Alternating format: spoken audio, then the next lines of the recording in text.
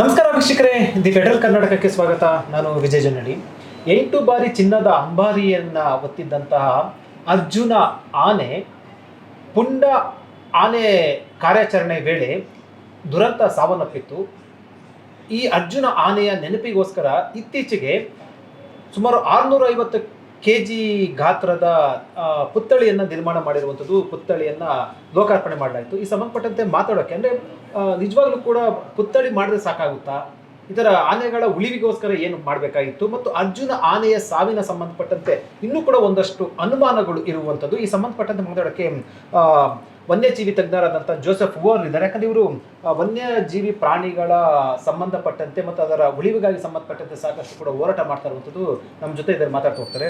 Sir, ಇತ್ತೀಚೆಗೆ ಲೋಕಾರ್ಪಣೆ ಆಯಿತು. ಸುಮಾರು 650 kg ಪುತ್ಥಳಿ ನಿರ್ಮಾಣ ಲೋಕಾರ್ಪಣೆ ಆಗಿರುವಂಥದ್ದು ಅರ್ಜುನ ಆನೆ ಸಂಬಂಧಪಟ್ಟಂತೆ. ಇದ್ರ ಬಗ್ಗೆ ನಿಮ್ಮ ಒಪಿನಿಯನ್ ಏನು? ಅಲ್ಲ, ಇದು ಬಂದ್ಬಿಟ್ಟು ಪಬ್ಲಿಕ್ಗೆ ಡ್ರಾಮಾ ಆಡ್ತಿದ್ದಾರೆ. ಆನೆ ಸತ್ತೋಯ್ತು, ಪಬ್ಲಿಕ್ ಸೆಂಟಿಮೆಂಟ್ಗೆ ನಾವು ಮಾಡಿಕೊಡ್ತೀವಿ ಅಂದ್ಬಿಟ್ಟು ಆನೆ ಇರಿಸಿದ್ದಾರೆ.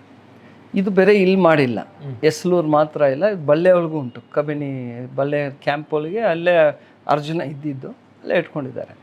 ನಾವು ಕೇಳೋದು ಸರ್ಕಾರಕ್ಕೆ, ನೀವು ಇಷ್ಟೆಲ್ಲ ಖರ್ಚು ಮಾಡಿದ್ದೀರಲ್ಲ, ಇಷ್ಟು ಖರ್ಚು ಮಾಡಿ ನೀವು ಇದು ಮಾಡೋ ಬದಲು ನೀವು ಸಂಬಳ ಕೊಡ್ಬೋದಾಯ್ತು ಸ್ಟಾಫಿಗೆ.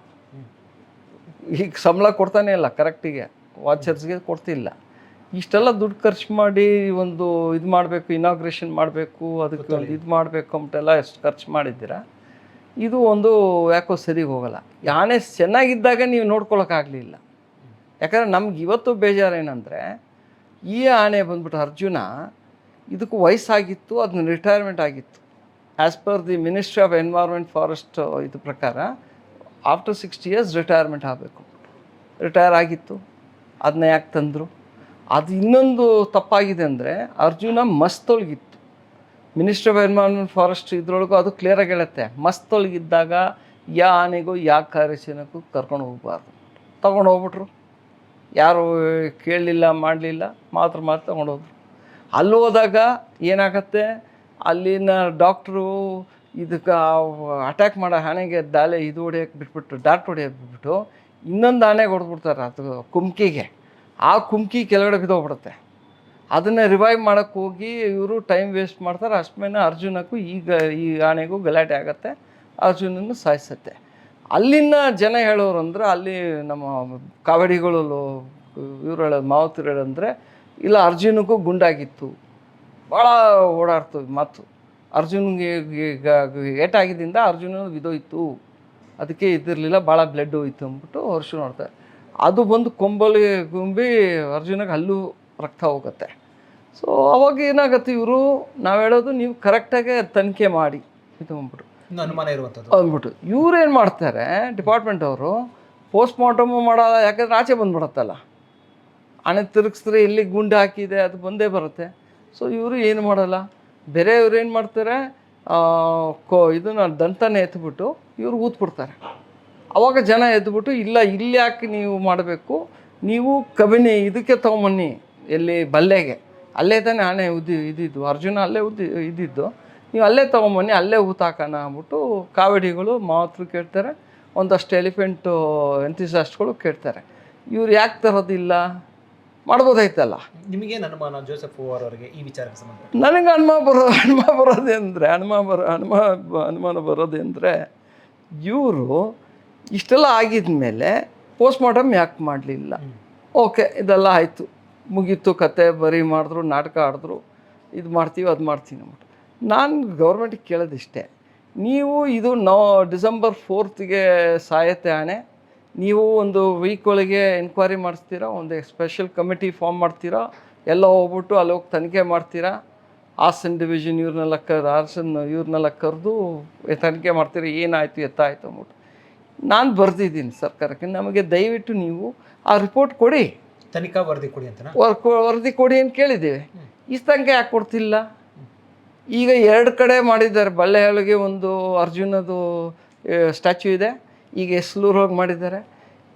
ಕೊಡ್ರಿ ನಮಗೆ, ದಯವಿಟ್ಟು ನಿಮ್ಮ ರಿಪೋರ್ಟ್ ಕೊಡಿ, ಏನಾಯಿತು, ಎತ್ತಕ್ಕಾಯಿತು, ಯಾರು ತಪ್ಪು, ಯಾರು ಹೊಣೆ, ಅದನ್ನು ಯಾರು ಕೊಡ್ತಿಲ್ಲ.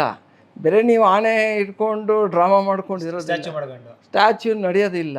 ಈಗಲೂ ನಾನು ಹೇಳ್ತೀನಿ, ನಮ್ಮ ಆನೆಗಳಿಗೆಲ್ಲ ಭಾಳ ತೊಂದರೆ ಇದೆ. ಈ ಸ್ಟ್ಯಾಚ್ಯೂ ನಿರ್ಮಾಣ ಮಾಡಿರುವಂಥದ್ದು ಈ ಈ ವಿಚಾರ ಡೈವರ್ಟ್ ಮಾಡಕ್ಕೆ ಅಂತ ಹೇಳ್ತೀರಾ? ಅಲ್ಲ, ಡೈವರ್ಟ್ಗಿನ್ನ ಇವರು ಒಂಥರ ನಾವು ಮಾಡ್ತಾ ಇದ್ದೀವಿ ಅರ್ಜುನಕ್ಕೋಸ್ಕರ ಮಾಡ್ತೀವಿ. ಅರ್ಜುನ ಬದುಕಿರ್ಬೋದಲ್ಲ ಈಗಲೂ, ಹ್ಮ್. ಚೆನ್ನಾಗಿದ್ದಿರೋದು. ಮತ್- ಆ, ಅದು ಭಾಳ ಚೆನ್ನಾಗಿದ್ದಿರ್ಬೋದು. ಆನೆನ ತೊಗೊಂಡೋಗಿ ಸಾಯಿಸ್ಬಿಟ್ರಿ, ಅದು ವಯಸ್ಸಾಗಿತ್ತು, ಮಸ್ತೋಗಿತ್ತು, ಎಲ್ಲ ಇದು ಮಾಡಿ ಅರ್ಜುನ ಸಾಯಿಸ್ಬಿಟ್ಟು ಈಗ ನೀವು ಬೇರೆ ಸ್ಟ್ಯಾಚ್ಯೂ ಮಾಡ್ಬಿಟ್ರೆ ಆಗ್ಬಿಡುತ್ತಾ?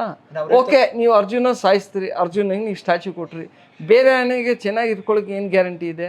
ನೀವು ಬನ್ನಿ, ಈಗ ಸಕ್ಕರೆ ಬೇಲೆಗೆ ಹೋದರೆ ಅಲ್ಲಿನ ವಿಕ್ರಾಂತ ಆನೆ ನೋಡಿ, ಅಡ್ಕ ಬಡ್ಕ ನೋಡಿ. ಅಡ್ಕ ಬಡ್ಕದು ಕಾಲು ಇದಾಗಿತ್ತು, ವಿಕ್ರಾಂತ್ ಕಾಲು ಹೋಗಿತ್ತು ಇವರು ಟ್ರೈನಿಂಗ್ ಕೊಡ್ಬೇಕಾದ್ರೆ. ಆಮೇಲೆ ಒಂದು ಬಾಲನ ಅಂತ ಆನೆ ಇತ್ತು ಸಕ್ಕರೆ ಬೇಲವ್ರಿಗೆ, ಅದೇನೋ ಕಾಲು ನೋವು ಅಂದ್ಬಿಟ್ಟು ಏನೋ ಟ್ರೀಟ್ಮೆಂಟ್ ಕೊಡೋಕೆ ಹೋಗ್ಬಿಟ್ಟು ಅದಕ್ಕೆ ಇನ್ಫೆಕ್ಷನ್ ಆಗಿ ಒಂದು ಕಿವಿನೇ ತೆಗೆದುಬಿಡ್ತಾರೆ. ಆನೆ ಕತೆ ಏನು? ಯಾಕೆ ನೋಡ್ಕೊಳಕ್ಕಾಗ್ತಿಲ್ಲ? ನೀವು ಅಲ್ಲಿ ಫಸ್ಟು ನಮಗೆ ಡಾಕ್ಟರ್ಸ್ ಕೊಡಿ, ವೈಲ್ಡ್ ಲೈಫ್ ವೆಟರ್ನರಿಯನ್ಸ್ ಇಲ್ಲ. ಒಂದು ಯಾರೋ ಪಾಪ ಚಿಕ್ಕ ಹುಡುಗಿ ಕರ್ಕೊಂಡು ಹೋಗ್ಬಿಟ್ಟು ಸಕ್ಕರೆ ಇದರೊಳಗೆ ಶಿವಮೊಗ್ಗ ತಾವರೆಕೊಪ್ಪ ಒಳಗೆ ಹಿಪೋಪಾಟಮಸ್ಗೆ ಅಟ್ಯಾಕ್ ಆಗಿ ಸತ್ತೋದ್ರು. ನಿಮ್ಮ ಹತ್ರ ಡಾಕ್ಟ್ರುಗಳಿಲ್ಲ, ಯಾಕಂದರೆ ಅವಾಗ ತಾನೇ ಎಜುಕೇಷನ್ ಮುಗಿಸ್ಕೊಂಡು ಬಂದಿರೋದು. ನಿಮ್ಗೆ ಈಗಲೂ ಯಾರೋ ಡಾಕ್ಟ್ರುಗಳಿಲ್ಲ, ವೈಲ್ಡ್ ಲೈಫ್ ರಿಲೇಟೆಡ್ ಯಾರಿದ್ದಾರೆ ವೆಟರ್ನರಿಯನ್ಸ್ ಇಲ್ಲ ನಿಮಗೆ. ಅವ್ರ ಪ್ರತಿಮೆ ನಿರ್ಮಾಣ ಮಾಡಿರುವಂಥದ್ದು ಒಂದು ಎಮೋಷನ್ನು ಮತ್ತು ಆನೆಗೆ ಒಂದು ಗೌರವ ಕೊಡುವಂಥ ನಿಟ್ಟಿನಲ್ಲಿ ಅಂತ, ಅರ್ಜುನ ಆನೆಗೆ. ದಯವಿಟ್ಟು ಆನೆಗೆ ಗೌರವ ಕೊಡ್ಬೇಕಾದ್ರೆ ಆನೆನ ಚೆನ್ನಾಗಿ ನೋಡಿಕೊಂಡ್ರೆ ಸಾಕು, ಅಷ್ಟೇ ನಾವು ಕೇಳ್ಕೊತಿರೋದು.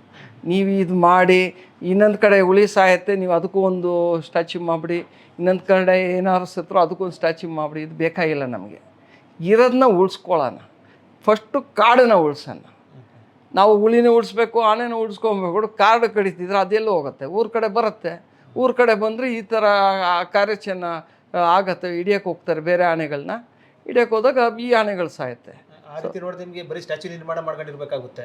ಅಷ್ಟೇ, ಇನ್ನು ಮುಂದೆ ಬೇರೆ ಸ್ಟ್ಯಾಚ್ಯೂಗಳೇ, ಒಂದು ವಿಧಾನಸೌಧ ಇಟ್ಕೋಬೋದು, ಒಂದು MG ರೋಡೋಗಿ ಇಟ್ಕೋಬೋದು. ನಾವು ಮಾಡ್ಕೊಂಡಿರೋದು ನಾವೇ ಹಾಳು ಮಾಡಿಬಿಟ್ಟು ಈಗ ಗೊತ್ತು ಇದು ಆಗ್ತಾ ಇರೋದು ಏನಕ್ಕಂದರೆ ನಮ್ಮ ಕಾಡನ್ನು ನಾವು ಹಾಳು ಮಾಡಿದ್ಗೆ ಆನೆಗಳು ಆಚೆ ಬರ್ತಿದೆ ಅಂದ್ಬಿಟ್ಟು ಈಗಲೂ ಕಾಡನ್ನ ಹೊಡಿತಿದ್ದಾರೆ, ಕಡಿತಿದ್ದಾರೆ. ಆಯಿತು, ಅರ್ಜುನಕ್ಕೆ ನೀವು ಇದು ಮಾಡಿದ್ರಲ್ಲ, ಸ್ಟ್ಯಾಚ್ಯೂ ಮಾಡಿದ್ರಲ್ಲ, ಯೋಚಿಸ್ಬೋದಲ್ಲ. ದಯವಿಟ್ಟು ನೀವು ಈ ಥರ ಹಿಂಗೆ ಅರ್ಜುನ ಯಾಕೆ ಈ ಥರ ಒಂದು ಇದಕ್ಕೆ ಸತ್ತು ಅಂದರೆ ಅದು ಇದ್ದಿದ್ದನ್ನ ಕರ್ಕೊಂಬಂದು ಬೇರೆ ಆನೆ ಹಿಡಿಯೋಕ್ಕೆ ಬಂದು ಗಲಾಟೆ ಆಗಿ ಅರ್ಜುನ ಸತ್ತೋಯ್ತು. ಈ ಆನೆಗಳು ಯಾಕೆ ಅಲ್ಲಿ ಹೆಸ್ಲೂರಿಗೆ ಬಂತು, ಯಾಕೆ ಹಾಸನೊಳಗೆ ಆಚೆ ಇದೆ, ಯಾಕೆ ಚಿಕ್ಕಮಗಳೂರು ಆಚೆ ಇದೆ, ಯಾಕೆ ಕೊಡಗುಳ್ಗೆ ಆಚೆ ಇದೆ ಅಂದರೆ ನಾವು ಕಾಡು ಹಾಳು ಮಾಡಿರೋದ್ರಿಂದ. ಕಾರಿಡಾರ್ಸ್ ಎತ್ಬಿಟ್ವಿ, ಎಲಿಫೆಂಟ್ ಕಾರಿಡಾರ್ಸ್ನ, ಮೋಜು ಮಜಾಗೆ ರಿಸಾರ್ಟ್ಗಳು, ಬೇರೆ ಮೈನಿಂಗು ಅದು ಮಾಡಿಬಿಟ್ವಿ. ಇಷ್ಟೆಲ್ಲ ಆಗಿದ್ಮೇಲೆ ಗೊತ್ತಿದ್ರು ಈ ಥರ ಆಗಿತ್ತು, ಅರ್ಜುನ ಇದೇ ರೀಸನ್ಗೆ ಸತ್ತೋಗಿದೆ ಅಂದಾಗ ನೀವು ಈಗಲೂ ಯಾಕೆ ಕಾಡನ್ನ ಕಡಿತಿದ್ದೀರಾ? ನೀವು ಪಶ್ಚಿಮ ಘಟ್ಟ ಅಂತೂ ಪಾಳು ಮಾಡಿಬಿಟ್ಬಿಡ್ತಿದ್ದೀರಾ. ಸ್ಟ್ಯಾಚ್ಯೂ ಮಾಡಿದ್ರೆ ಗೌರವ ಅಲ್ಲ, ಅದಕ್ಕೆ ಬೇಕಾದ ಅರಣ್ಯ ಉಳಿಸ್ಬೇಕು, ಪ್ರಾಣಿಗಳನ್ನು ಉಳಿಸ್ಬೇಕು, ಅದಕ್ಕೆ ಗೌರವ ಕೊಡಬೇಕಲ್ಲ ಸ್ಟ್ಯಾಚ್ಯೂ ನಿರ್ಮಾಣ ಮಾಡೋ ಬದಲು. ಅದು 100% ನಾವು ಅದೇ ಕೇಳ್ಕೊಳ್ಳೋದು ಗೌರ್ಮೆಂಟ್ಗೆ. ದಯವಿಟ್ಟು ಇರೋದನ್ನ ಉಳಿಸ್ಕೊಳ್ಳಿ. ಇರೋದೇ 4% ವನ್ಯಜೀವಿಗೆ, ಕೇವಲ 4%. ಅದನ್ನು ಉಳಿಸ್ಕೊಂಡ್ರೆ ನೀವು ಅರ್ಜುನಗಳನ್ನ 500 ಅರ್ಜುನಗಳು ಬರುತ್ತೆ. ಆಮೇಲೆ ಇನ್ನೊಂದು ಹೇಳೋದಂದರೆ, ಎಲ್ಲರೂ ಮಾತಾಡ್ತಾರೆ ಜಾಸ್ತಿ ಆಗ್ಬಿಟ್ಟಿದೆ ಆನೆಗಳು ಸಂಖ್ಯೆಗಳು 6400 ಇದೆ ಅಂದ್ಬಿಟ್ರೆ. ನಾವು ಜನ ಕರ್ನಾಟಕದಲ್ಲಿ ಇರೋದು 6.5 ಕೋಟಿ ಜನ, ಇದಿರೋದು ಕೇವಲ 6400 ಚಿಲ್ಲರೆ. ನೀವು ಅದೇ ಜಾಸ್ತಿ ಪಾಪ್ಯುಲೇಷನ್, ನಾವು ಇರೋದು ಯಾರಿಗೂ ಲೆಕ್ಕಾಚಾರ ಇಲ್ವಾ? ಈಗ ಆನೆಗಳಿಗೆ ಎಷ್ಟು ತೊಂದರೆ ಅಂದರೆ, ಮೊನ್ನೆ ಹೋಗಿ ಬಂದೆ ನಾನು ದುಬಾರೆಗೆ, ಪಾಪ ಯಾವುದೋ ಆನೆ ಹಿಡ್ಕೊಂಬಂದವ್ರೆ ಮೊನ್ನೆ, ಅದು ಒಂದು ಕೊಂಬು ಹೊಡೆದೋಗಿದೆ, ಕಾಲು ಊದ್ಕೊಂಬಿಟ್ಟಿದೆ. ಸೊ ನೀವು ಯಾಕೆ ಈ ಥರ ಕೊಡ್ತೀರಾ? ಓಕೆ, ನೀವು ಆನೆನ ನೀವು ಒಂದು ಕ್ಯಾಂಪಿಗೆ ಎಲಿಫೆಂಟ್ ಕ್ಯಾಂಪ್ ಅದನ್ನು ನೋಡ್ಕೊಳ್ಳೋಕೆ ನಿಮ್ಗೆ ಯೋಗ್ಯತೆ ಇದೆಯಾ? ನಿಮಗೆ ಫೆಸಿಲಿಟೀಸ್ ಇದೆಯಾ? ಲಾಜಿಸ್ಟಿಕ್ಸ್ ಇದೆಯಾ? ನಿಮಗೆ ಮೆಡಿಕಲ್ ಫೆಸಿಲಿಟೀಸ್ ಅಂತೂ ಇಲ್ಲ. ನಿಮಗೆ ಎಕ್ಸ್ರೇ ಮಿಷಿನ್ ಇಲ್ಲ, MRI ಇಲ್ಲ, ವೈದ್ಯರಿಲ್ಲ, ಏನಿಲ್ಲ, ವೈದ್ಯರು ಇಲ್ಲ. ಯಾರು ನೋಡ್ಕೋತಾರೆ? ಯಾರೋ ಕಂಪೌಂಡ್ರ್ ಬಂದು ಆನೆ ನೋಡ್ಕೋಬೇಕಾ? ಸೊ ಇದನ್ನು ಫಸ್ಟ್ ಸಾಲ್ವ್ ಮಾಡೋಣ, ಈ ಸ್ಟ್ಯಾಚ್ಯೂ ಎಲ್ಲ ಆಮೇಲೆ ಮಾಡ್ಕೊಳ್ಳೋಣ. ಇದು ಜೋಸೆಫ್ ಓವರ್ ಅವರ ಮಾತು. ಅಂದರೆ ಆನೆ ಸ್ಟ್ಯಾಚ್ಯೂ ನಿರ್ಮಾಣ ಮಾಡೋದಕ್ಕೆ ವಿರೋಧ ಅಲ್ಲ, ಆದರೆ ಆನೆ ಸ್ಟ್ಯಾಚ್ಯೂ ನಿರ್ಮಾಣ ಮಾಡುವುದರ ಬದಲು ಅದಕ್ಕಿಂತ ಮುಂಚೆ, ಅದಕ್ಕಿಂತ ಬಹಳ ಪ್ರಮುಖವಾಗಿ ಆನೆಗಳ ಉಳಿವಿಗೆ, ಅರಣ್ಯ ಉಳಿವಿಗೆ ಗಮನ ಹರಿಸಿ ನಂತರ ನೀವು ಸ್ಟ್ಯಾಚ್ಯೂ ನಿರ್ಮಾಣ ಮಾಡಿ. ಸುಮ್ಮನೆ ಸ್ಟ್ಯಾಚ್ಯೂ ನಿರ್ಮಾಣ ಮಾಡೋದ್ರಿಂದ ಏನು ಪ್ರಯೋಜನ ಅಂತ ಹೇಳುವ ಮೂಲಕ ಒಂದಷ್ಟು ಪ್ರಶ್ನೆಗಳನ್ನು ಎತ್ತಿರುವಂಥದ್ದು, ಒಂದಷ್ಟು ಪ್ರಶ್ನೆಗಳನ್ನು ಸರ್ಕಾರಕ್ಕೆ ಕೇಳಿರುವಂಥದ್ದು.